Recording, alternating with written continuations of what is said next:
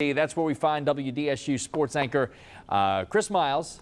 The former defensive coordinator Gregg Williams testified in D.C. today. Chris, bring us up to speed. What happened there?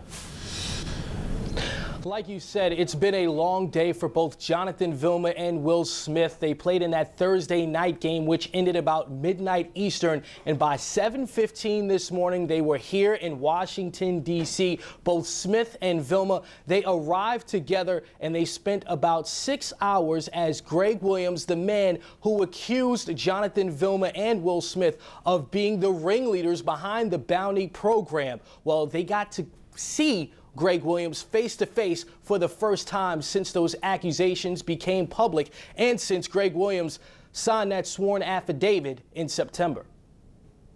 No, it's not awkward. We know what we did and we know what we didn't do. So, I mean, we just wanted to be there because it was our right to be here.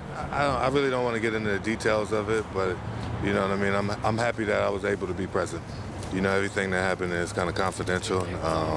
I won't get into the details of it, and I'm just happy to be able to be a part of it. You heard Will Smith say he did not want to get into the details of what happened during the cross-examination today. And both Will Smith and Jonathan Vilma cited the fact that Paul Tagliabue is hearing these hearings today, and they wanted to stay away from making public comments because they feel as if that got them in trouble in the first place with Roger Goodell, the original arbitrator during the original hearings. So during the appeal process, they both made it very clear that they did not want to comment on what happened in that room today, but they both seem very optimistic, Scott.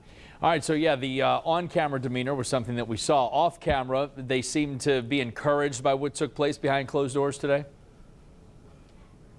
Certainly. I would use the word confident, especially from Jonathan Vilma. As we know, he had that full year suspension and he's been back on the field for the Saints after sitting out on the physically unable to perform list for the first 6 games. So right now, it does seem as if there is momentum for Jonathan Vilma and Will Smith. Of course, we'll have much more on this coming up on WDSU News at 5 and 6, Scott. All right, Chris Miles live from our bureau in D.C. Thanks for that. And we continue to follow the Saints season, or what's left of it, after the Falcons beat the Black and Gold 23-30.